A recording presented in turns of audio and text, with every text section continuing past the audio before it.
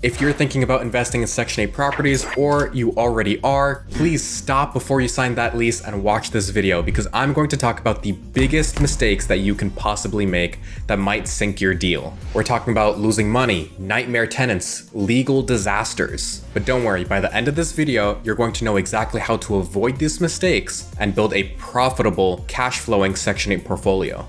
Hi everyone, I'm Joseph Kateri, realtor in the state of Virginia, helping people just like you invest in Section 8 housing and get passive income. I've seen it all, and I'm here to make sure that you don't make some horrible mistakes. Mistake number one, choosing the wrong property. This is by far the most common mistake possible. Just because a house is cheap does not mean a house is good as a Section 8 investment. Section 8 tenants deserve quality housing, and the government knows it too because they have an annual inspection that they do. And if you can't pass this inspection, well, guess what? You're stuck with repairs and the government is not going to pay the rent. So how do you avoid this? Well, you have to focus on stable neighborhoods that are in C-class neighborhoods or better. You don't want to go into war zones that are D-class neighborhoods because Section 8 tenants, they want to feel safe too. Section 8 tenants a lot of the times aren't these terrible people. They're single mothers. They're people with disabilities, the elderly, who don't want to be in areas where you might get shot. Now, how do you determine if an area is good or not? Well, there are a lot of different ways. So one of them that I like to do is I like to go on city-data.com.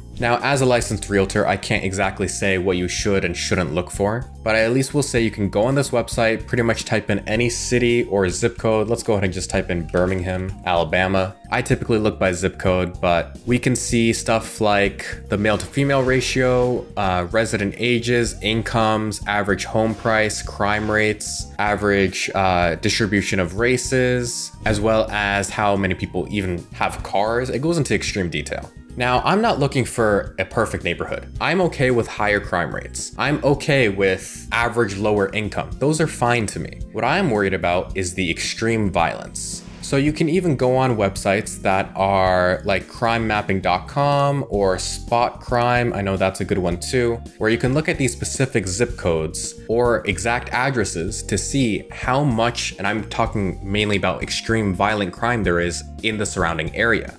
You know, I just noticed the entire last video and this video, I've been having earbuds in. I'm not even listening to anything. That was weird of me. I'm gonna put those down. What you can also do is go on Google Maps. So let's go ahead and look at a property on Zillow that I might be interested in. 1045 4th W, Birmingham, Alabama, 35204, 70K. This definitely is going to need some rehab, right? I assume so. No pictures on the inside. That definitely means it needs rehab. But let's go ahead and we can even do this through Zillow, I believe. Yep, right here. Just click on Street View and let's go ahead and look at this area. Okay, so this is not a bad area at all. In fact, what is this? Oh, it's across the street from an elementary school. So that's amazing. That's a great thing. So just going down the street, I like to go ahead and look at the surrounding homes. A big thing to look out for is boarded up windows. If you see any boarded up windows or doors or graffiti on the entire street, stay away. It's not worth it. So I also like to look at the condition of cars. So if the cars are just old or, you know, maybe rusty, but generally look fine, then great. I don't have a problem with that. I also like to look at, you know, people's lawns, making sure that it's cut, making sure that trash isn't all around. And honestly, this looks like a great area. I see no complaints here. Now let me try to find a purposely worse area. Okay, so this house, let's go ahead and see the street view of it. All right, so I do not like this one. I mean, you can just tell, like, look at the trash everywhere. I mean, the home itself is terrible. Look, that looks like a broken window right there. You see, I told you guys, that is exactly how you know it's a bad area. Right there, more trash on the ground. Looks like those are some boarded up windows right there. Oh, right there, graffiti. I would never invest in this area. Not only is it a problem when you buy the home, because even though you might get in cheap, being able to actually rent it will be tough. I mean, you could rent any house at all if it's low enough in price. But if you were betting on it renting for $1,400, but now realize it can only go for $1,000 because of how bad an area it is, well, then your cash flow suffers. And honestly, you'd be lucky to break even. And selling the home will be a hassle. In fact, the property might depreciate. Mistake number two, ignoring the management of your property. Managing Section 8 properties is not like traditional rentals. You're not just dealing with tenants, you're dealing with the government. So that means inspections, paperwork, strict timelines. Now, what can you do about this? Well, you can either hire a property manager who has Section 8 experience. In fact, most do in cities. Or if you want to handle it yourself, you can use a property management software. I personally have not used them too often. I just know they exist. Appfolio, I think I've used this one before, ironically as a realtor, not as a landlord. I know those softwares exist and they can assist you, but in general, make sure that either your property managers or you understand the housing authority guidelines. And make sure you have a good relationship with the local inspectors, because if I'm being completely honest here, they're biased. I mean, they really are. They could complain and whine about a single crack in a step if they're having a bad day. So maybe you should, make their day a little bit better. Have your manager or yourself show up with a box of donuts when it's inspection time. But also, you have to have a set of rules as a manager or your property managers and follow them. If someone is 5 days late on rent, immediate, you have to give the 5-day notice to pay rent or evict. If someone is late, then immediately you have to hit the fee. There's no exceptions, because if you provide a wiggle room to someone, you have to provide a wiggle room to everybody. And after all, this is a portfolio you're going to build. Everyone has to be treated equally, because that's also part of fair housing law. Mistake number 3, not screening tenants properly. So this one ironically is done before mistake number 2. However, we'll go into it now. So many landlords think that just because it's Section 8, they can skip the tenant screening process because the government pays the rent, or that, oh, they can't be let into the Section 8 program if they're a violent offender. And that's technically true, but it is a very big mistake. Now, while Section 8 helps with the rent, and while generally I've seen that tenants, specifically on Section 8, will treat your property better because there's a voucher at stake, destruction can still happen, bad tenants can still happen, legal issues can still happen, just like with a regular tenant. So, what should you do about this? Well, while you're in the application process, you should be performing background checks and credit checks. Now, credit matters a lot less on Section 8. However, you definitely at least still want to see what kind of debts they have. And always check eviction history. If they have evictions on record, that's almost never a good sign. And if you aren't sure how to screen tenants properly or you want some assistance, I always can help in my Section 8 mentoring program. I'll talk about that more later. But you also want to verify employment as well as rental history. Again, employment matters a lot less because the government's paying here. However, rental history does matter quite a bit. Again, make sure that they don't have any evictions on record. And what you can do is interview their previous landlords. So if their previous landlord they listed is a property management company or a corporation or like an apartment complex, then you can just directly call them and ask for the payment history of that specific tenant. But how do you verify that you're actually talking to the right references instead of what they listed? Well, just Google their current address. There is public records, there's white pages where you can find the original owner's name and sometimes their phone number. Tenant screening is super important. I highly recommend you do your due diligence on this step, but if you do need more assistance, now's the time I talk about my Section 8 mentoring program. Good segue, right? For those that aren't aware, I launched a few weeks ago a Section 8 mentoring program where I work with you one-on-one to help you buy the property, rehab it, rent it, and maintain it. This isn't just me handing you a PowerPoint and then ditching you. I personally work with you one-on-one in order to get you from start to finish on the entire process. So if you are interested in a service like this, go ahead and click the link in the description, book a free strategy call with my team in order to figure out if this is the right thing for you. Alright, and on to mistake number 4, which is misunderstanding how the rent pricing works. This one, I feel like there is a huge misunderstanding, and you might not even realize you're misunderstanding this, but you're pricing the rent wrong, or at least most of you are. So Section 8 has something called FMRs, Fair Market Rents, set by HUD, and in fact, in previous videos, I've even showed it to you.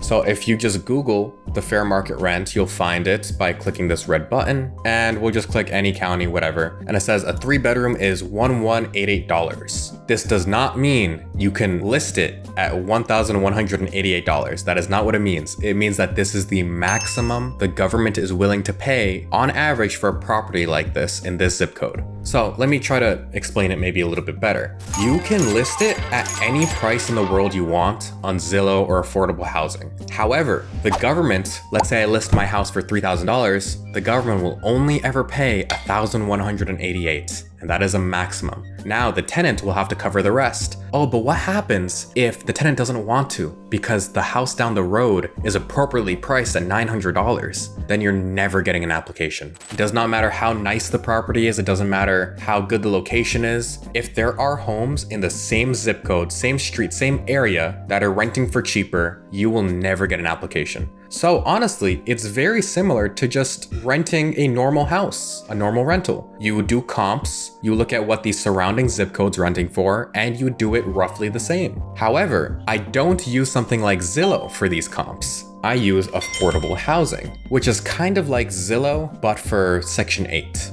So if I just look up a zip code, this is just the one I last looked up, 35204 Birmingham, Alabama, I can find comps for the 3-bedroom single family house I was looking for. So I know that in this zip code, on average, we are seeing rents of $1,400 to $1,000 if it's a oh wow, that's only 700 square feet. How do you fit 3 beds in a 700 square feet house? I'm gonna ignore that. This one's an outlier. But we're saying on average $1,200 to $1,400. Whereas I'm sure the regular rents for this would probably be something like $1,100 if I found a regular tenant. You can even see, if you go ahead and click one of these, the specifics. So you can see the condition the property is in. It looks to be in pretty good condition for this one. Doesn't look like it's remodeled, but it does look like it has fresh paint at least. And we can see they don't allow pets, and all utilities are paid by the tenant. I actually like it when the landlord pays and does a hybrid approach where they only pay up to the voucher limit, but that's beside the point.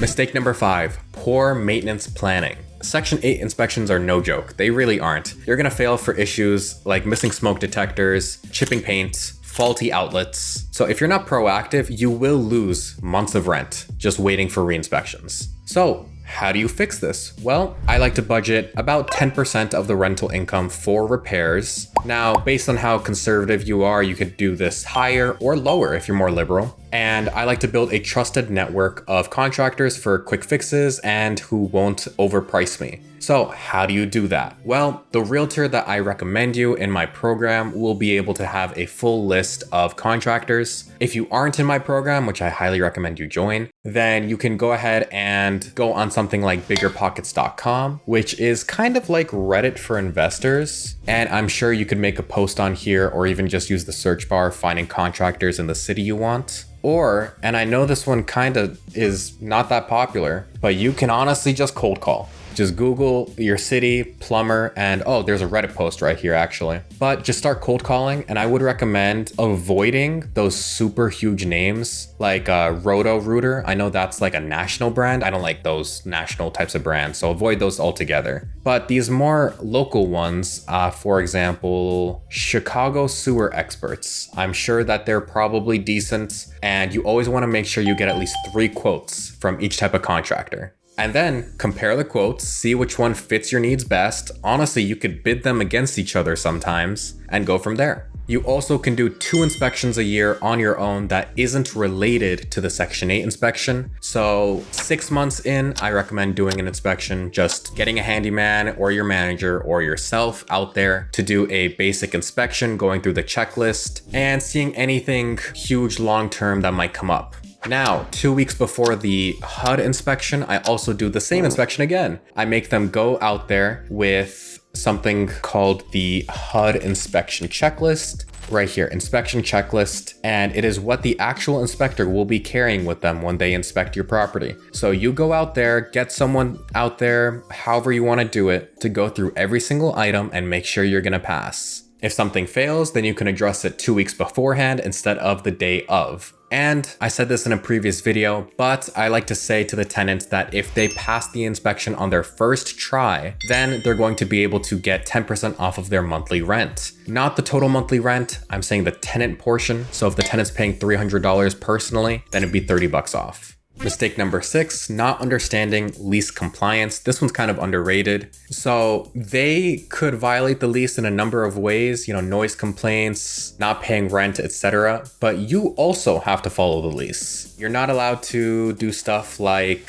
showing up unexpectedly without notice. You're not allowed to do stuff like charging rent for appliances when it's not already written in the contract. Like you can't go under the table and try to charge them money for the washer dryer if it was already stated to be included. Because if you end up breaking the lease in any type of way, well then they can report you to HUD as well, and you could lose your ability to get Section 8 rent. So it's a two-way relationship. I always recommend read the lease carefully, don't just use a random template, or you can also ask me to help you make a lease, or you can just use my lease templates that I'll go over with you personally. You want to keep clear records of all repairs, expenses, and communication. All communication should be in writing over email or text. And just don't make any illegal side agreements. I know a lot of slumlords do that where they go, oh, I'm gonna charge you a $10 fee for the washer dryer. Don't do that. You will get caught, you will get banned, it's not worth it. Section 8 investing can be a life-changing experience, a way to get through recessions, get reliable rental income, long-term tenants, above market rent, but you also have to play by HUD's rules. So I hope now you understand how to avoid the biggest mistakes that I've seen with Section 8. If you're interested in working with me one-on-one, go ahead, click the first link in the description, book a free strategy call with my team to figure out if Section 8 investing is right for you. Go ahead and comment down below what the biggest and most expensive mistake you ever made real estate investing was, because maybe I'll make a video about it, or I'll at least read it and be completely shocked. And as always, I'm Joseph Kateri, realtor in the state of Virginia, and have a nice day.